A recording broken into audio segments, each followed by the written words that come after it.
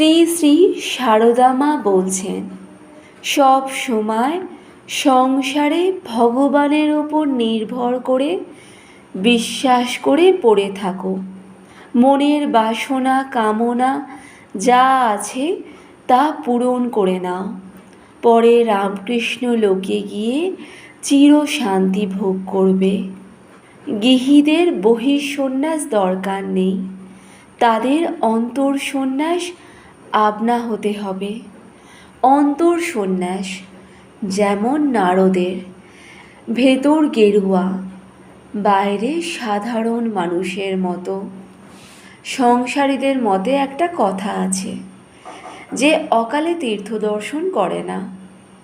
দেখো, কালাকালের অপেক্ষা করে পুণ্য কার্য স্থগিত রাখা যায়, কিন্তু কালের নিকট কালাকালের বিচার নেই। মৃত্যুর যখন অবধারিত কাল নেই, তখন সুযোগ উপস্থিত হলেই কালাকালের অপেক্ষা না করে পুণ্য কার্য করে ফেলাই ভালো। সারা জীবন পরের দাসত্ব করা, পরের মন জোগানো, এ কি কম কষ্টের কথা? মেয়েদের বিবাহ প্রসঙ্গে মা এ কথা বলেন। মা বলছেন, সংসারে থাকতে গেলে কেমন করে থাকতে হয় জানো? যেখানে যেমন সেখানে তেমন, যাকে যেমন তাকে তেমন, যখন যেমন তখন তেমন। সংসার কি তিনি ছাড়া? তিনি সবখানেই আছেন।